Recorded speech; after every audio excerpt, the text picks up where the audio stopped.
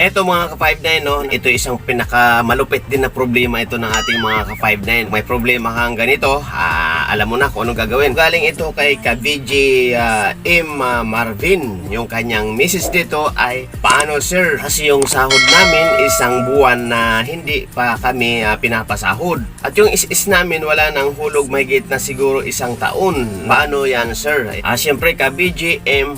Marvin. Yan yung problema niya, no? Wala na nga raw silang sahod, wala pang hulog ang kanilang is. At malamang hindi lang yan, baka pag-ibig pa at PhilHealth. At yan, may video tayo ngayon dito kay Eli, no? Na kung saan yung congressman natin na pinaglalaban yung kamanggagawa.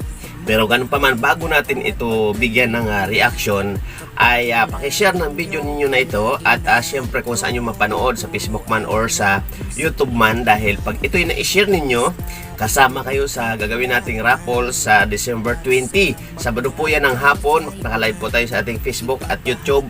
At abangan ninyo, baka pangalan ninyo ang mabubunot natin. At 5 ang mananalo ng tig 100, 2 mananalo ng tig 250, at 1 mananalo ng buong 500. Kaya maliitan lang ito dahil medyo start pa lang tayo dito. Pero sa mga sponsor is welcome dito ha. At para sa susunod, lalakyan na natin yung mga pa-premyo dito.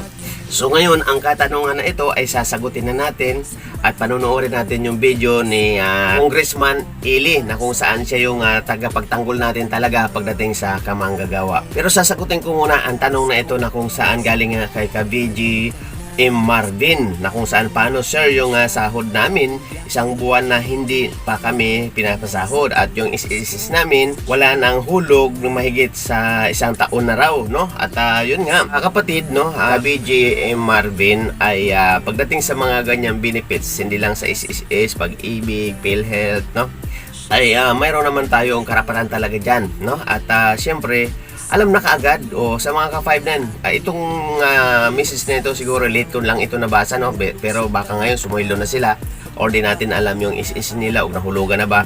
Pero ganun pa man, marami kasing kaso na ganito. Kaya mga ka-59, kung may mga ganitong kaso tayo, alam na, malapit sa inyo yung NLRC or yung DOLI, i-report na natin yan, lalo na kung isang taon na yan. Nako, napakalaki na yan.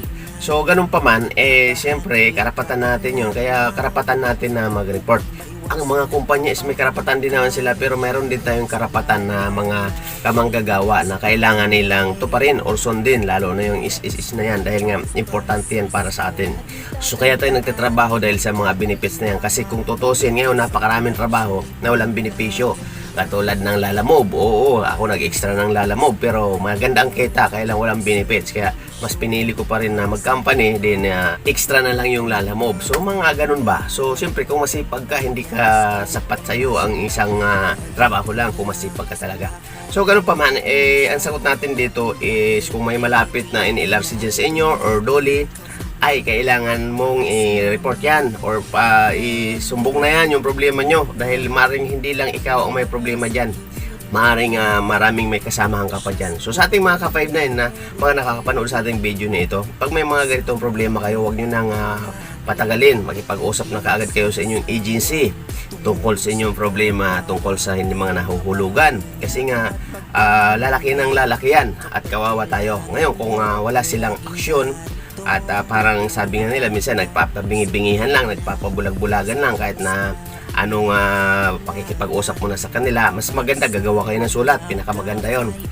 At kung walang aksyon, ay may karapatan na kayo or may way na kayo para pumunta sa DOLI or NLRC para i-report yung problema, kung ano mang problema. So pagdating kasi sa DOLI or NLRC is magaguide na kayo doon, mas matuturuan na kayo kung ano yung mga dapat gawin doon. Kasi nga pag may problemang isa, kunyari is hindi lang is yan, mayroon pang iba. So ngayon, panoorin natin itong video no ni Congressman Eli, na kung saan siya yung ating mga tagapagtanggol dito pagdating sa mga benepisyo, lalo na sa mga kamanggagawa. So ito yung video niya, pakinggan natin yung video. Mga boss, ngayong araw ay bumisita tayo sa head office ng Pag-ibig at PhilHealth para formal na magsampa ng reklamo sa mga kumpanya at employer na di umano hindi nagbabayad o naghuhulog ng contribution ng kanilang mga empleyado.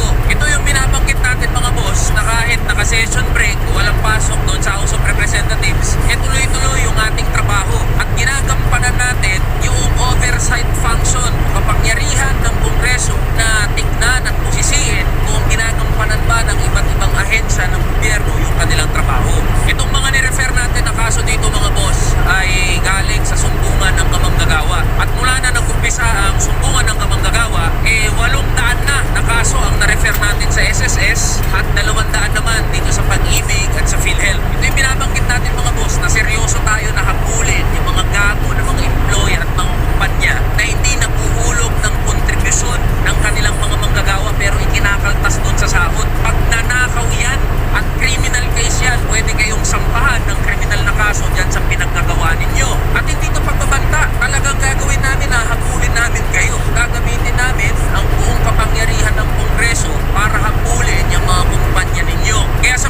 Okay mga ka-5-9, siya si Eli San Fernando na kung saan siya yung ating isang busis sa kamanggagawa, no? Party list. At yun nga, nakikita natin yung pagkikipaglaban niya talaga ngayon tungkol sa mga sahod na wala sa minimum, mga benefits. Kaya ito ang makakatulong natin, yung congressman na ito. Kaya tayo ay suportahan natin siya pagdating dito sa kanya mga pinaglalaban. Okay?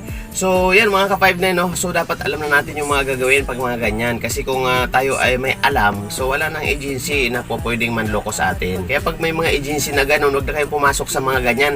Maraming mga agency na minimum, maayos magpatakbo at maayos ang sweldo. So, tapos papasok ka, tapos ngayon reklamo ka. Huwag tayong pumasok sa gano'n. Itulong-tulong tayo. PM nyo ako kung kayo ay gusto mag-apply sa maayos na agency.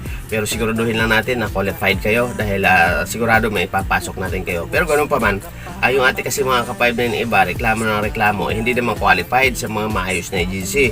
Kaya pag ikaw alam mo sa sarili mo na hindi ka qualified, wala kang papilis, hindi maayos yung height natin, kung nandiyan ka na sa agency na medyo tika-tika din, huwag ka na magreklamo kasi ika nga, swerte mo na rin at tatanggap ka at naging isang security ka. Pero nga, ganun pa man, ingat na rin kasi mamaya baka hindi tayo kwalipikado sa mga dokumento, mahuli ka dyan, mas malaki ang problema. Or, kung yun nga, may mga benefits tayo na hindi nahulugan, sayang yung benefits. Pero kung kaya namang umapply ka sa mga agency na maayos at malalaki, ay bakit hindi mo gagawin? Kailangan kompleto yung papilis at siyempre yung iyong height. Siyempre dapat training guard ka. So kung qualified ka, so huwag ka matakot mag-apply sa ibang agency na mga malalaki or mga maayos na agency. Kasi marami naman, napakaraming agency ngayon, napakaraming security agency ngayon kasi hindi man talaga ngayon yung ating security profession. Kaya yung mga security ngayon is ginagawang professional na talaga. Okay, so mga ka-5-9, maraming salamat muli sa inyo, no, sa mga nag-share sa mga video natin dahil sa mga susunod na pa-premium natin is lalakihan natin yung premium natin dito. Kaya sa mga gusto mag-sponsor dyan, welcome dito po, no? At yun nga, itong video na ito, isi-share nyo lamang, yun po yung ating mechanic, no? At mapapasama na inyong pangalan sa ating parapol sa December 20, 2025 itong taon na ito. At Sabado po ng hapon yan, nakalive tayo sa ating Facebook at sa ating YouTube channel para po i-raffle yung inyong mga entry dito. Ito yung mga pangalan nyo, marami na ito. Pero nasa computer na yung iba nito. Kaya abangan ninyo dahil pag nabunot yung inyong pangalan is tatawagan natin kayo on the spot at isisin natin sa inyong GCash ang inyong panalo. Kaya dito lang yan sa ating channel, no, Kuya Isko Official at Gwapong Biyahero TV at syempre yung ating Facebook na to, Charles Francisco, na kung saan kunti na lang 20,000 followers na tayo. Kaya maraming salamat sa inyo. Mabuhay po tayong lahat at mabuhay po ang mga TV ay narito na si Kuya Isko at Gwapong Biyahero TV, nag-iisang official na may puso. Kaya naway inyong suportahan sa kanyang mga adik